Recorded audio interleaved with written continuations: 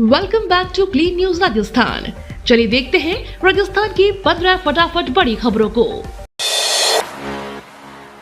राजस्थान विधानसभा का मॉनसून सत्र अनिश्चितकाल के लिए स्थगित, सदन की कार्यवाही समाप्त। राजस्थान विधानसभा का मॉनसून सत्र अब अनिश्चितकाल के लिए स्थगित कर दिया गया है। इसके साथ ही सदन की मौजूदा कार्यवाही समाप्त हो गई। मॉनसून सत्र के दौरान सरकार और विपक्ष के बीच विभिन्न मुद्दों को लेकर चर्चा और बहस देखने को मिली। सदन में जनहित से जुड़े कई विषय उठाए गए और सरकार की ओर से जवाब भी दिए गए। सत्र के दौरान विधानसभा की कार्यवाही को लेकर राजनीतिक गतिविधियां तेज रहीं। अब सदन की कार्यवाही अनिश्चितकाल के लिए स्थगित होने के बाद आगामी विधानसभा सत्र की तारीख का इंतजार रहेगा। सरकार और विपक्ष दोनों की नजरें आगे की राजनीतिक गतिविधियों पर रहेंगी। फर्जी दिव्यांग प्रमाण पत्र से लाभ लेने वालों पर सख्ती, परिवहन विभाग ने कार्यवाही के दिए निर्देश। फर्जी दिव्यांग प्रमाण पत्र के जरिए सरकारी सुविधाओं का लाभ लेने वालों पर अब सख्ती की जाएगी। राजस्थान परिवहन विभाग ने ऐसे मामलों में कार्यवाही के निर्देश जारी किए हैं। विभाग की ओर से प्रमाण पत्र की जांच और नियमों का उल्लंघन पाए जाने पर संबंधित लोगों के खिलाफ कार्यवाही की तैयारी है। फर्जी दस्तावेजों के जरिए लाभ लेने से वास्तविक पात्र दिव्यांग लोगों के अधिकार प्रभावित होते हैं। ऐसे मामलों पर रोक लगाने के लिए विभागीय स्तर पर निगरानी बढ़ाई जा रही है। परिवहन विभाग के निर्देशों के बाद अब संबंधित अधिकारियों को ऐसे मामलों की पहचान कर नियमानुसार कार्यवाही करने के लिए कहा गया है। चीनी के दामों में बेतहाशा बढ़ोतरी, त्योहारों से पहले आम लोगों पर बढ़ा महंगाई का बोझ। चीनी की कीमतों में लगातार बढ़ोतरी ने आम लोगों की चिंता बढ़ा दी है। देश में हर साल करीब 280 लाख टन चीनी का उत्पादन होता है और इतनी ही खपत भी होती है। इसके बावजूद बाजार में कीमतों में तेजी देखने को मिल रही है। त्योहारों का सीजन नजदीक होने के कारण चीनी की बढ़ती कीमतों का सीधा असर घरेलू बजट पर पड़ सकता है।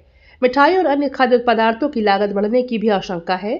कारोबारियों और उपभोक्ताओं की नजर अब सरकार के कदमों पर है। अगर कीमतों पर जल्द नियंत्रण नहीं हुआ तो त्योहारों के दौरान महंगाई का असर और बढ़ सकता है। आरपीएससी सांख्यिकी अधिकारी परीक्षा 30 अगस्त को ओएमआर के 5वें विकल्प के लिए मिलेगा अतिरिक्त समय। राजस्थान लोक सेवा आयोग की ओर से सांख्यिकी अधिकारी सांख्यिकी विभाग प्रतियोगी परीक्षा 2025 का आयोजन 30 अगस्त को किया जाएगा। परीक्षा सुबह 11 बजे से दोपहर 1:30 बजे तक आयोजित होगी। परीक्षा को लेकर अभ्यर्थियों के लिए महत्वपूर्ण निर्देश जारी किए गए हैं।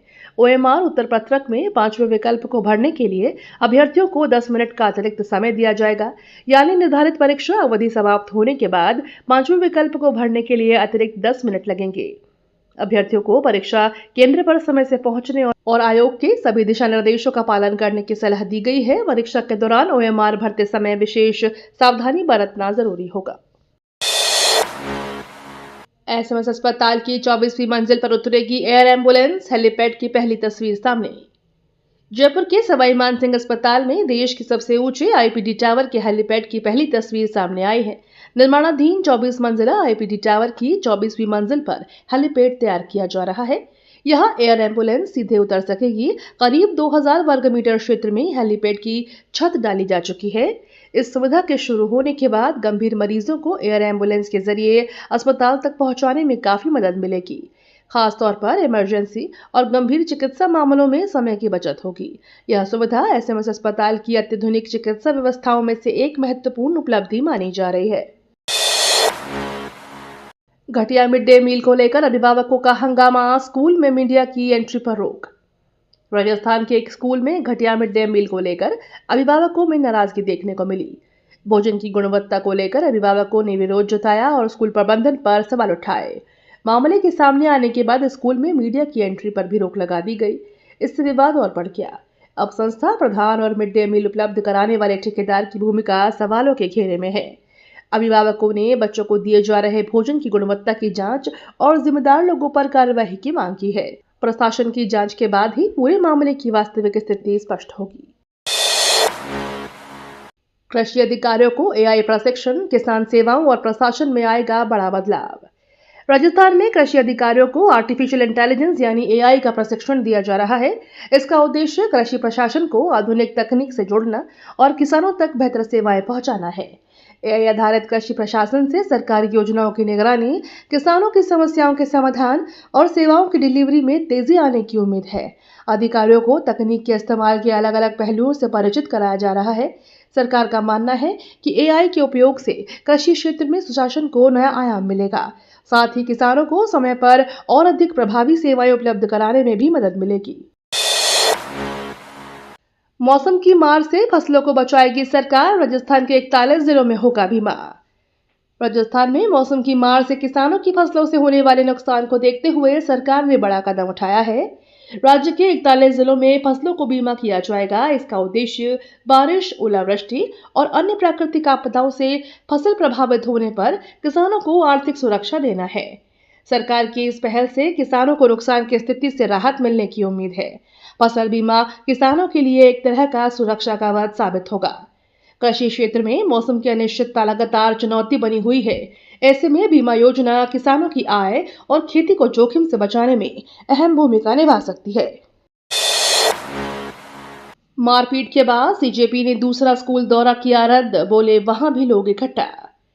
जयपुर में सरकारी स्कूल के निरीक्षण के दौरान सीजेपी कार्यकर्ताओं के साथ हुई मारपीट के बाद दूसरे स्कूल का दौरा रद्द कर दिया गया।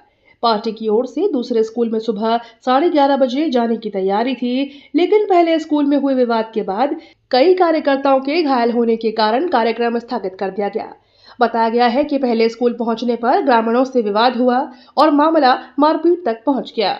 इसके बाद पार्टी ने दूसरे स्कूल में जाने का फैसला रद्द कर दिया। सीजेपी की ओर से कहा गया है कि दूसरे स्कूल में भी कुछ लोग इकट्ठा थे। जयपुर में सीजेपी टीम पर हमले को लेकर भड़के केजरीवाल, बीजेपी पर साधा निशाना। जयपुर में सीजेपी टीम पर हुए हमले का मामला लगातार तूल पकड़ता जा रहा है। अब दिल्ली के पूर्व मुख्यमंत्री अरविंद केजरीवाल ने भी इस घटना पर प्रतिक्रिया दी है। केजरीवाल ने इस मामले को लेकर बीजेपी पर जमकर निशाना साधा और घटना को लेकर सवाल उठाए। इससे जयपुर का विवाद अब राष्ट्रीय स्तर पर भी राजनीतिक चर्चा का विषय बन गया है। इससे पहले स्कूल निरीक्षण के दौरान सीजेपी कार्यकर्ताओं और स्थानीय लोगों के बीच विवाद हुआ था, जिसमें मारपीट की बात सामने आई। घटना के बाद पार्टी ने अपना अलग स्कूल दौरा भी रद्द कर दिया था। अब इस मामले पर राजनीतिक आरोप प्रत्यारोप तेज हो गए हैं। इस्तीफे की मांग पर शिक्षा मंत्री दिलावर का जवाब, बच्चों की पढ़ाई में व्यवधान बर्दाश्त नहीं। इस्तीफे की मांग को लेकर राजस्थान के शिक्षा मंत्री मदन दिलावर ने बड़ा बयान दिया है। उन्होंने कहा कि बच्चों की पढ़ाई में किसी भी तरह का व्यवधान बर्दाश्त नहीं किया जाएगा। मंत्री के इस बयान को मौजूदा राजनीतिक विवाद के बीच महत्वपूर्ण माना जा रहा है। दिलावर ने स्पष्ट किया कि शिक्षा व्यवस्था और विद्यार्थियों की पढ़ाई सरकार की प्राथमिकता है। उन्होंने कहा कि किसी भी राजनीतिक या अन्य कारण से बच्चों की पढ़ाई प्रभावित नहीं होनी चाहिए। इस्तीफे की मांग के बीच शिक्षा मंत्री के इस बयान से सियासी हलचल तेज हो गई है। अब विपक्ष की ओर से इस पर प्रतिक्रिया का इंतजार है। जयपुर निगम चुनाव में 1,05,000 फर्स्ट टाइम वोटर, प्रत्याशियों की किस्मत पर नजर। जयपुर निगम चुनाव में इस बार युवा मतदाता अहम भूमिका निभा सकते हैं। चुनाव में करीब 1,05,000 फर्स्ट टाइम वोटर्स अपने मताधिकार का इस्तेमाल करेंगे। खासतौर पर जेन-ज़ी यानी युवा मतदाताओं के रुझान पर राजनीतिक दलों और प्रत्याशियों की नजर रहेगी। पहली बार वोट डालने वाले ये युवा चुनावी नतीजों को प्रभावित कर सकते हैं। ऐसे में प्रत्याशी युवाओं के मुद्दों और उनकी प्राथमिकताओं को ध्यान में रखकर रणनीति तैयार कर रहे हैं। रोजगार, शिक्षा, विकास और डिजिटल सुविधाएं जैसे मुद्दे युवा मतदाताओं के बीच महत्वपूर्ण हो सकते हैं। अब देखना होगा कि फर्स्ट टाइम वोटर्स का रुझान किस प्रत्याशी के पक्ष में जाता है और नतीजों पर कितना असर डालता है। इथेनॉल फैक्ट्रियों के खिलाफ किसानों का गुस्सा बढ़ा, बूंदी से हनुमानगढ़ तक आंदोलन जारी। राजस्थान में इथेनॉल फैक्ट्रियों को लेकर किसानों और ग्रामीणों का विरोध लगातार जारी है। बूंदी में ग्रामीणों ने फैक्ट्री के विरोध में धरना शुरू कर रखा है, जबकि हनुमानगढ़ के पिछले 2 सालों से आंदोलन चल रहा है। किसानों और ग्रामीणों की ओर से फैक्ट्रियों के संभावित प्रभावों को लेकर आपत्तियां जताई जा रही है। उनका कहना है कि उनकी मांगों और चिंताओं पर गंभीरता से विचार किया जाना चाहिए। दूसरी ओर एथेनॉल उत्पादन को सरकार की ऊर्जा और औद्योगिक नीतियों से जोड़कर देखा जा रहा है। अब प्रशासन और आंदोलनकारियों के बीच समाधान को लेकर बातचीत और अगले कदम पर नजर बनी हुई है। डांगावास हत्याकांड पर गरमाई सियासत, 40 आरोपियों के बरी होने पर भीम आर्मी का सवाल। डांगावास हत्याकांड मामले में सभी 40 आरोपियों के बरी होने के बाद सियासत गर्मा गई है। भीम आर्मी ने अदालत के फैसले पर सवाल उठाते हुए विरोध दर्ज कराया। संगठन की ओर से धरना देकर मामले में न्याय की मांग की गई। प्रदर्शनकारियों ने कहा, इतनी गंभीर हत्याकांड में सभी आरोपियों का बरी होना कई सवाल खड़े करता है। इस मामले को लेकर अब राजनीतिक और सामाजिक स्तर पर बहस तेज हो गई है। भीम आर्मी ने पीड़ित पक्ष को न्याय दिलाने और मामले की निष्पक्ष समीक्षा की मांग की है। वहीं फैसले के बाद प्रशासन और पुलिस की भूमिका पर भी सवाल उठाए जा रहे हैं। वंदे मातरम विवाद पर गहलोत का सरकार पर हमला, बोले आदेश वापस लिए जाए। वंदे मातरम को लेकर राजस्थान में सियासी विवाद बढ़ता जा रहा है। पूर्व मुख्यमंत्री अशोक गहलोत ने इस मामले को लेकर राज्य सरकार पर हमला बोला है। गहलोत ने कहा कि सरकार को जारी किया गया आदेश वापस लिया जाना चाहिए। उन्होंने वंदे मातरम को लेकर सरकार की मंशा और फैसले पर सवाल उठाए। इस मुद्दे पर सियासी बयानबाजी तेज हो गई है और विपक्ष सरकार को घेरने में जुटा है। वहीं सरकार की ओर से इस मामले में आगे क्या रुख अपनाया जाता है, इस पर सबकी नजर है। विवाद के बीच यह मुद्दा राजनीतिक बहस का केंद्र बन गया है। युवा विधि स्नातकों के लिए न्यायिक सेवा के द्वार खुले, सुप्रीम कोर्ट का बड़ा फैसला। युवा विधि स्नातकों के लिए न्यायिक सेवा के प्रवेश को लेकर सुप्रीम कोर्ट ने अहम फैसला सुनाया है। अदालत के इस ऐतिहासिक फैसले से न्यायिक सेवा में प्रवेश के मौजूदा नियमों में बड़ा बदलाव हुआ है। फैसले के बाद न्यायिक सेवा में जाने की तैयारी कर रहे युवा कानून स्नातकों के लिए नई संभावनाएं पैदा होंगी। सुप्रीम कोर्ट के निर्णय का असर न्यायिक सेवा की भर्ती प्रक्रिया और पात्रता से जुड़े नियमों पर पड़ेगा। इस फैसले को कानून की पढ़ाई पूरी करने वाले युवाओं के लिए महत्वपूर्ण माना जा रहा है।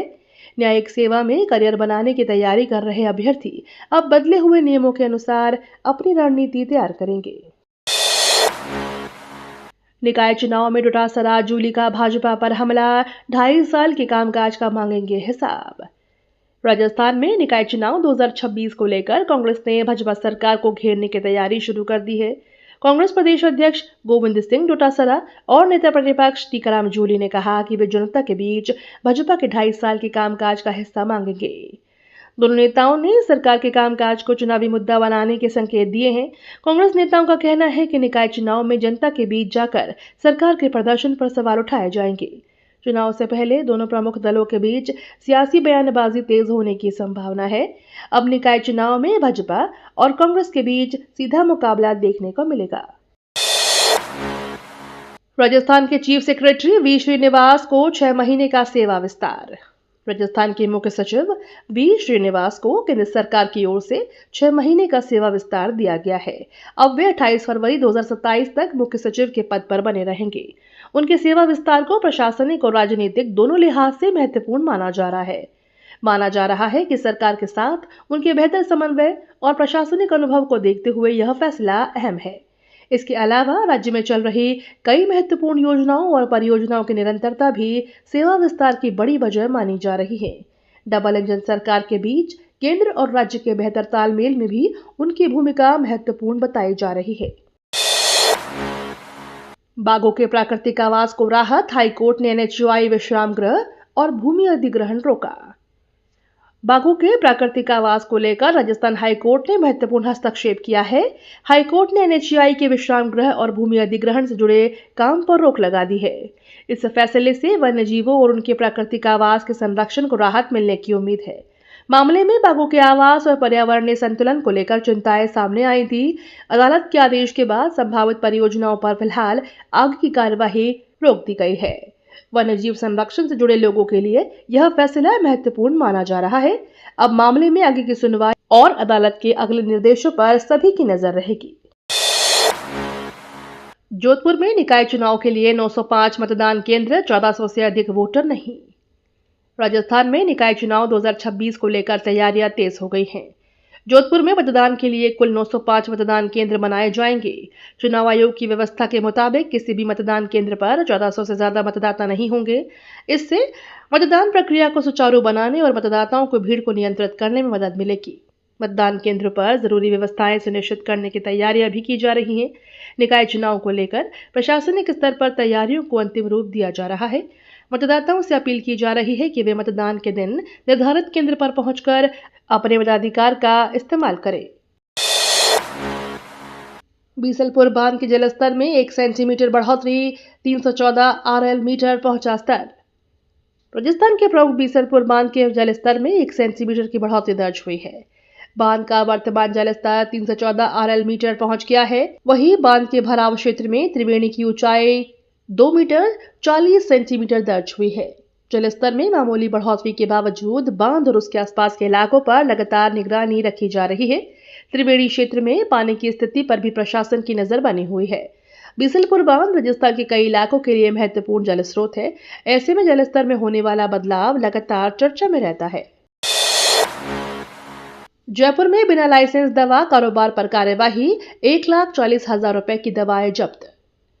जयपुर में बिना लाइसेंस दवा कारोबार करने वालों के खिलाफ कार्यवाही की गई है। कार्यवाही के दौरान करीब 1,40,000 रुपए की दवाएं जब्त की गई। अधिकारियों ने दवा कारोबार से जुड़े नियमों का उल्लंघन पाए जाने पर यह कार्रवाई की। बिना लाइसेंस दवाओं की बिक्री से मरीजों की सुरक्षा पर गंभीर सवाल खड़े होते हैं। ऐसे में औषधि विभाग की ओर से अवैध दवा कारोबार पर निगरानी बढ़ाई जा रही है। जब्त की गई दवाओं की जांच भी की जाएगी। प्रशासन की कार्यवाही के बाद बिना लाइसेंस दवा बेचने वाले कारोबारियों में हड़कंप मचा है। विभाग ने नियमों का पालन करने की चेतावनी दी है। RGHS में निजी अस्पतालों की अनियमितताओं पर जांच तेज, 238 लाभार्थियों के 479 मामले सामने। राजस्थान गवर्नमेंट हेल्थ स्कीम यानी RGHS में निजी अस्पतालों की कथित अनियमितताओं को लेकर जांच तेज कर दी गई है। 238 लाभार्थियों से जुड़े 479 प्रकरण जांच के दायरे में है। मामले में करीब 50 निजी अस्पतालों और 60 चिकित्सकों की भूमिका की जांच की जा रही है। जांच एजेंसियों का पता लगाने में जुटी हुई है कि इन प्रकरणों में नियमों का उल्लंघन किस स्तर पर हुआ। RGHS के तहत इलाज कराने वाले लाभार्थियों से जुड़े मामलों की पड़ताल की जा रही है। अनियमितता की पुष्टि होने पर संबंधित अस्पतालों और चिकित्सकों के खिलाफ नियमानुसार कार्रवाई की जा सकती है। मिलावटखोरी पर खाद्य विभाग की बड़ी कार्यवाही, 535 किलो मिलावटी मिर्च पाउडर किया सीज। राजस्थान में मिलावटखोरी के खिलाफ खाद्य विभाग ने कार्यवाही तेज कर दी है। विभाग की टीम ने कार्यवाही करते हुए 535 किलो मिलावटी मिर्च पाउडर सीज किया है। बड़ी मात्रा में मिलावटी खाद्य सामग्री मिलने के बाद संबंधित कारोबारियों के खिलाफ कार्यवाही की प्रक्रिया शुरू की गई है। खाद्य विभाग लगातार बाजारों में जांच अभियान चला रहा है ताकि लोगों तक सुरक्षित और गुणवत्तापूर्ण खाद्य सामग्री पहुंच सके। मिर्च पाउडर में मिलावट से स्वास्थ्य पर गंभीर असर पड़ सकता है। विभाग की इस कार्यवाही के बाद मिलावटखोरों में हड़कंप मचा हुआ है। अधिकारियों ने खाद्य पदार्थों की मिलावट करने वालों के खिलाफ सख्त कार्रवाई के संकेत दिए हैं। जवाहर कला केंद्र में सजा फोटोग्राफी का महाकुंभ, तस्वीरों के साथ पेंटिंग का अनूठा संगम। जयपुर के जवाहर कला केंद्र में फोटोग्राफी का खासा आयोजन लोगों का ध्यान खींच रहा है। यहाँ फोटोग्राफी के साथ पेंटिंग का भी संगम देखने को मिल रहा है। प्रदर्शनी में कलाकारों और फोटोग्राफरों की रचनात्मकता को एक मंच पर प्रस्तुत किया गया है। तस्वीरों के जरिए अलग अलग विषयों और भावनाओं को दर्शाया गया है। वहीं पेंटिंग्स ने इस आयोजन को और खास बना दिया है। कला प्रेमियों के लिए यह आयोजन आकर्षण का केंद्र बना हुआ है। फोटोग्राफी और चित्रकला के इस मेल के जरिए कलाकारों को अपनी कला प्रदर्शित करने का अवसर मिल रहा है और दर्शकों को विविध रचनाओं को करीब से देखने का मौका मिल रहा है। ये तो थी राजस्थान की बड़ी खबरें। रोजाना सबसे पहले अपडेट पाने के लिए क्लीन न्यूज राजस्थान को अभी सब्सक्राइब करें।